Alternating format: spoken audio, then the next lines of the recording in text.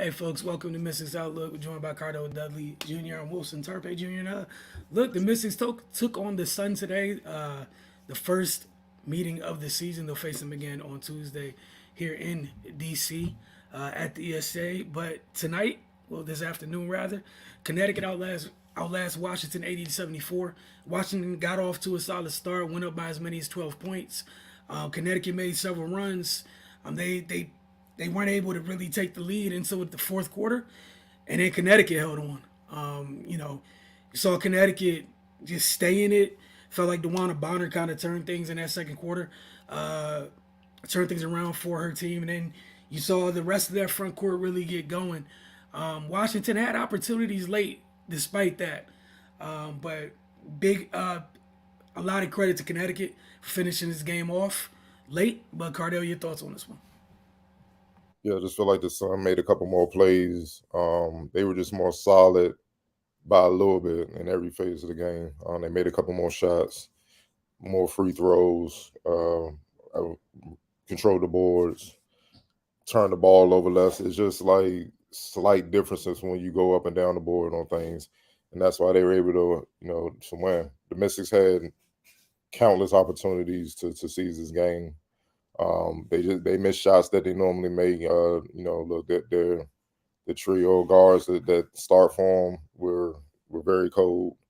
On not only that, they had their problems with the mismatches at times, being on Bonner and switching on Alyssa Thomas and whatnot. But regardless, they still had chances. Deladon was very inefficient, which is, I always say on the women's side, her efficiency scoring the ball is comparable to what we see from Kevin Durant on the men's side, where when they below 50% from the field and turning the ball over or whatnot, missing free throws, it's just a shock. It's a shock to because you don't normally see that. But you gotta give credit to what the Suns did. Being physical, getting up in them, not giving the guards any daylight, getting over screens, not going under screens. The bigs were hedging out. DeWanna Bonner, and then, like you said in the second half, it wasn't just a scorer, man. Her length, it really bothered the Mystics guards, man. It really did. And then, even with her length, she would go out contest the guards, and when they were passing inside, she was key in digging down on Deladon, coming with the double, her and Alyssa, and it made things tough for Deladon where she couldn't get really clean shots, or she had to dribble out and look to pass the ball. So it kind of sped her up or took her out her comfort zone and took her away from her spots, her sweet spot, so to speak. So it was a beautiful game plan. They just basically uglied up the game. They made it physical and they made it a backyard brawl because they knew if they get in a foot race and go skill for skill, that's advantage Mystics, basically. Especially based on what we saw in game one.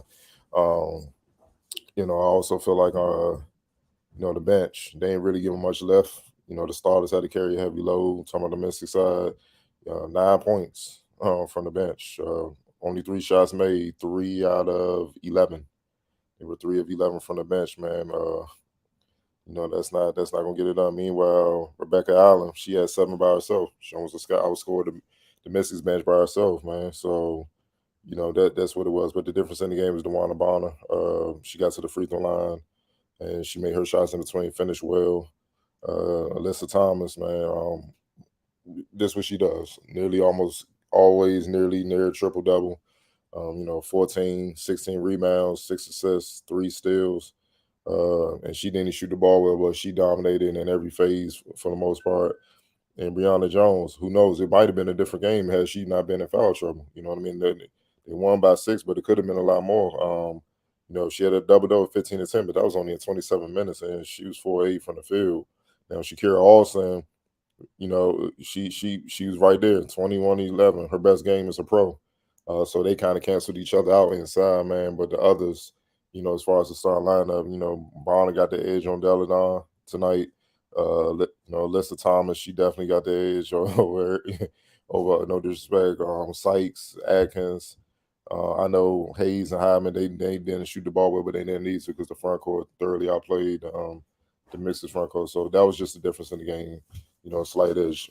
But neither here nor there, the Sun, they were at home. So we're going to see if they can take that style on the road. for sure. And I don't think it's a shock. Like you said, Dewana's length is crazy. You got his what is she 6'4"? You got a 6'4". Essentially, you have a 6'4" guard digging down. That's absurd. She's nearly looking the post players in the eye, and that's who's digging down. So you imagine how what your view might be as a post player is one thing when a normal size guard digs down and you kick it back out. What are you seeing if Dewana's digging down? Your view's all types of obstructed. If not, if she's the one coming, we know Elena has a high release point on her shot. Period. Dewana's tall enough, long enough where she could actually reach it if she's helping over. That's in the back of your mind. If you're playing Connecticut, she's always around somewhere. I thought it was an interesting point you brought up. Who you felt Washington was missing in that one? I just wanted you to talk about that a little bit because I know you brought it up, but I wanted you to talk about it on here. Yeah, Miami shines out, and this is her type of game.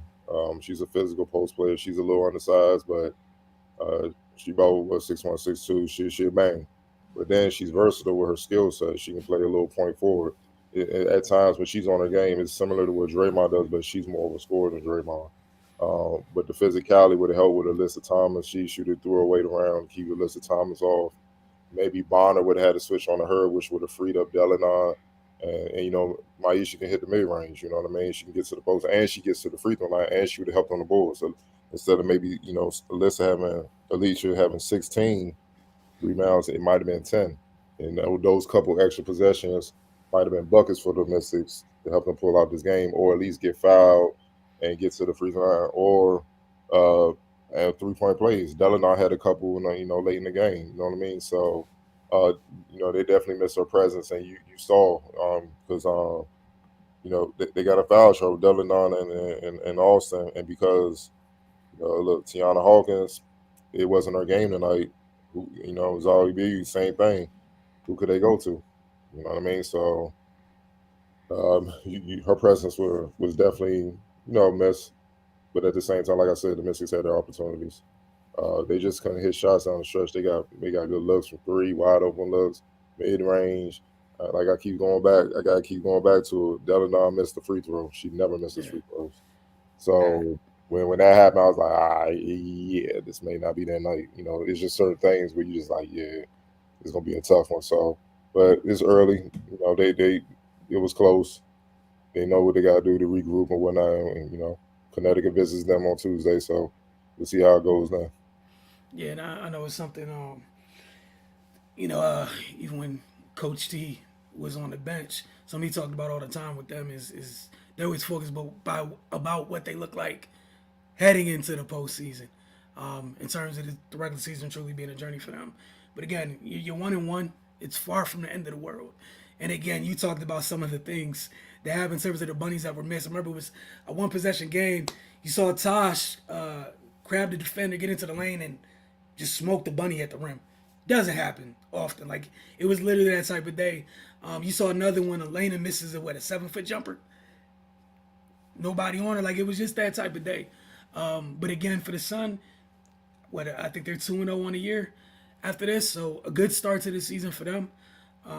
And like you said, I know everyone got excited. The Aces deserve everything they're getting. They're the reigning champs. You give them what you're supposed to give them. But with some of the other movement in the league, just kind of take a step back and just keep stock in everything. Because I think some people can end up, like you said, people can end up being surprised about things they shouldn't have been shocked about.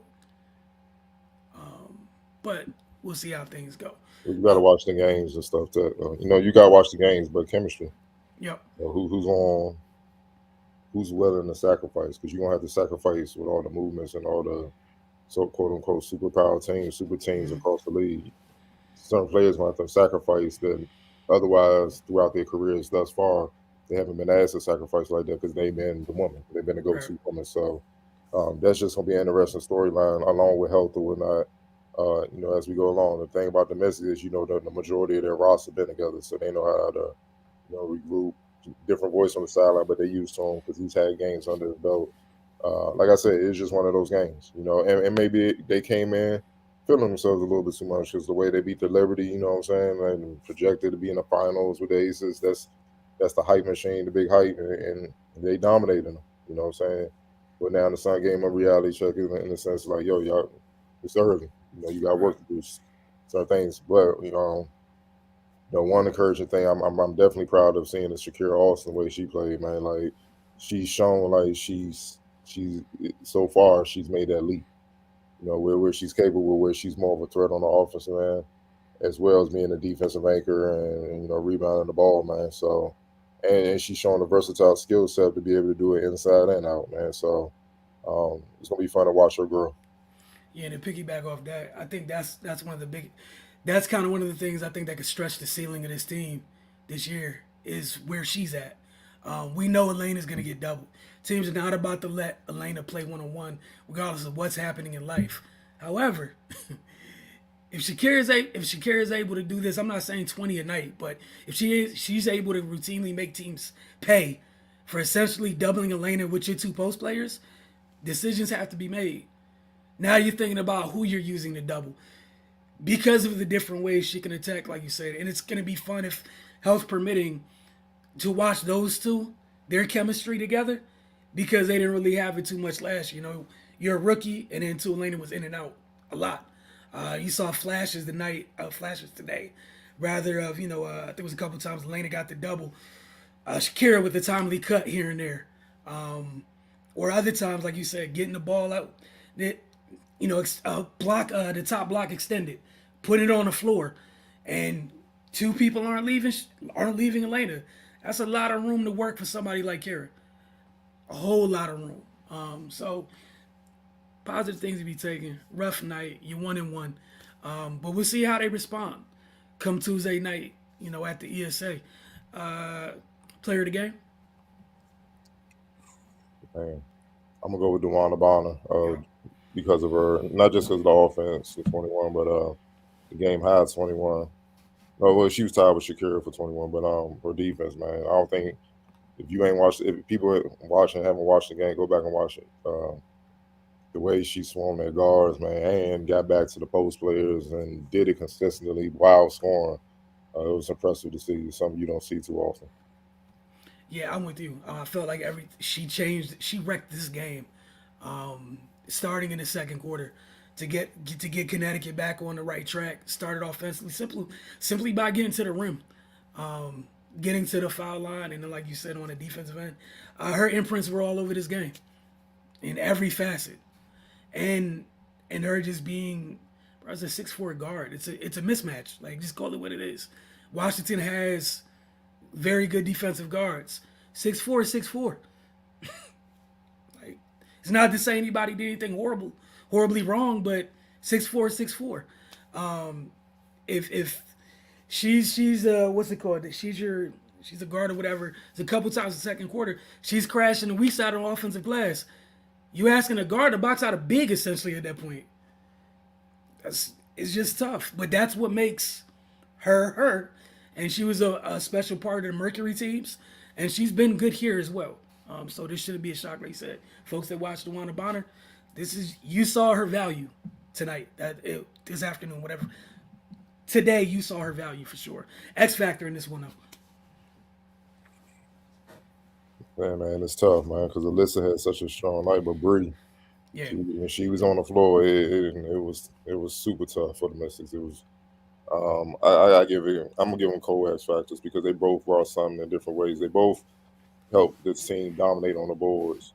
But I think Alyssa, with her point forward skill set, kind of neutralized the impact on the Mystics guards defensively, trying to harass, the Suns on backcourt. You know what I mean? The turnovers like they did with the Liberty and whatnot. Alyssa, and it took like a Deladon and Sykes out the game because now they literally had to pick up 94 feet because she's like the de facto point guard. Otherwise, she's gonna get a full head of steam and she's gonna score and get to the free throw line. So I guess in that sense, I'm gonna have to roll. I'll go Cole, but I'll probably give it more of Thomas because of all of our impact and being a secondary floor general. yeah. I don't want to copy you off your paper, but that's probably where I'm going. Like you said, Alyssa was huge in this game. Bree was crazy. In 27 minutes, she heavily impacted this game. The game was tilted when she was on the floor. For everything, Shakira had a good game. Elena had a good game. they couldn't keep her off the offensive glass when she was in. Even if she wasn't necessarily getting a rebound, fouls. It was a big factor, and it was several times we saw her on a low block. Once she gets you on her hip, it's a wrap. Like, it's been like that for a little bit. It's a wrap. But yeah, co-X factors for the Terps, those two Terps, big nights from them, for sure. And again, those three, you would talk about the Mystics keeping their group together for the most part. Those three, yeah, it's a new coach. A lot of the Connecticut roster knows each other. There's like what 3 or 4 new players. They're learning a new coach scheme together as a group, but you're not. Those 3 know each other. Heideman's been here since she's been drafted, I believe. And I think a great thing you brought up with Alyssa, the point forward thing, it kept Heideman and Hayes from getting in too much trouble with Washington's guards. They just got to play off ball, which is a luxury when you're dealing with Washington, because we know what their guards do defensively to teams. We saw what those guards did to New York's guards. They raised hell. Having Alyssa bring it up, her doing what she does completely, you're almost alleviating a whole set of issues. So credit to those two for that. And we'll see how things go Tuesday night. We'll revisit it then, and we'll see you guys after that game. Quick note, Delle Donne became the 15th player in WNBA history to reach 4,000 points, 1,500 rebounds, and 300 blocks. So that happened during the course of this game. Again, going to try to do a better job of keeping you guys updated with these notes when things happen, when people make history during games. So shout out to Lena Delle Donne for that. Again, it's not the end of the world. The Washington Mystics are 1-1. Life will go on, but the W moves fast. Not a lot of time to dwell on this loss. You see this same team in your building Tuesday night, and we'll check in with you guys then.